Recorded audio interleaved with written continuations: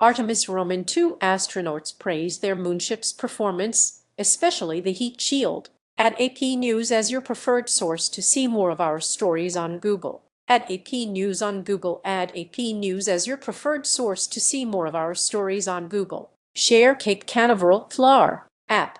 The Artemis Roman II astronauts who ignited a lunar renaissance gave high marks Thursday to their moonship, especially the heat shield, for its performance during reentry. In their first news conference since returning to Earth, the three Americans and one Canadian said their lunar flyby puts NASA in a much better position for a moon landing by a crew in 2 years and an eventual moon base. They spoke from NASA Johnson Space Center in Houston, their home base. Commander Reid Wiseman later told the Associated Press that he's been so busy since getting back that he hasn't had time to gaze up at the moon, let alone Carroll Crater, the name suggested by the crew for a bright lunar crater in honor of his late wife. They shared 2 daughters, whose anxieties and fears over their father's journey ended with his safe splashdown late last week. Being 252,000 miles away from home was the most majestic, gorgeous thing that human eyes will ever witness,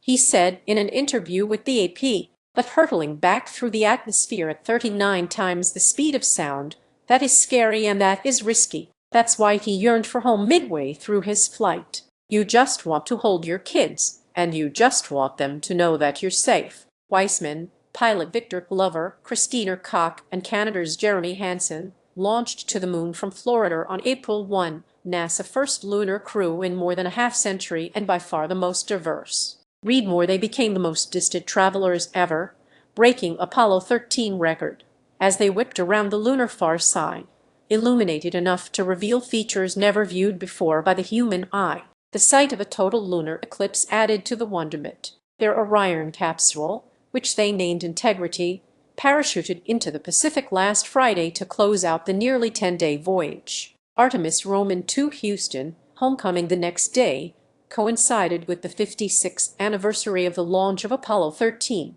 Wiseman said he and Glover maybe saw 2 moments of a touch of char loss to the heat shield as Integrity plunged through the fastest, hottest part of reentry. Once aboard the recovery ship, they peered at the bottom of the capsule as best they could, leaning over to view any signs of damage. They spotted a little loss of charred material on the shoulder, where the heat shield meets the capsule. For 4 humans just looking at the heat shield, it looked wonderful to us. It looked great, and that ride-in was really amazing, Wiseman said. He cautioned that detailed analyses still need to be conducted. We are going to fine-tooth comb every single, not even every molecule, probably every atom on this heat shield, he said. Sign up for Morning Wire.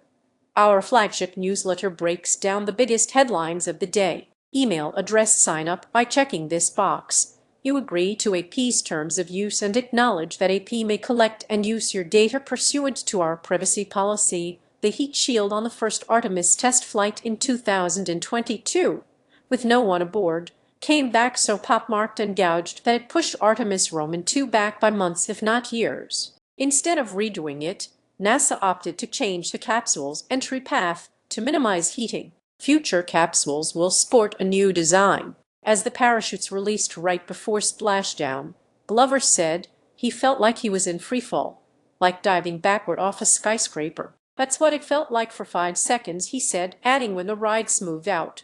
It was glorious. Since their return, the 4 astronauts have endured round after round of medical testing to check their balance, vision, muscle strength and coordination, and overall health. They even put on spacewalking suits for exercises under conditions simulating the moon's 1/6 gravity of Earth to see how much endurance and dexterity future moonwalkers might have upon lunar touchdown. NASA already is working on Artemis Roman III, the next step in its grand moon base building plans. The platform from which the rocket launches headed back Thursday to Kennedy Space Center's Vehicle Assembly Building, where it will be prepped for next year's Artemis launch. Still awaiting an assigned crew, Artemis Roman III will remain in orbit around Earth as astronauts practice docking their Orion capsule, with 1 or 2 lunar landers in development by Elon Musk's SpaceX and Jeff Bezos' Blue Origin. Artemis Roman IV will follow in 2028 under NASA's latest schedule, with 2 astronauts landing near the moon's south pole. NASA is aiming for a sustainable moon presence this time around.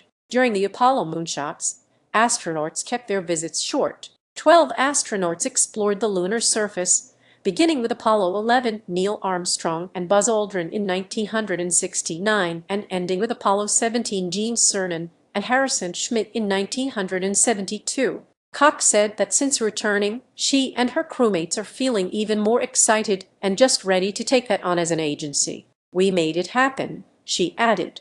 "Everyone will need to accept extra risk to achieve all this and trust that any future problems can be figured out in real time," Hansen noted. "We're not going to be able to pound everything flat before we go. We're going to have to trust each other," he said. While everything went smoothly for them, it was also very clear to us that it can get pretty bumpy, he said. "Future crews will have to understand it can get real bumpy real fast." The Associated Press Health and Science Department receives support from the Howard Hughes Medical Institute's Department of Science Education and the Robert Wood Johnson Foundation. The AP is solely responsible for all content.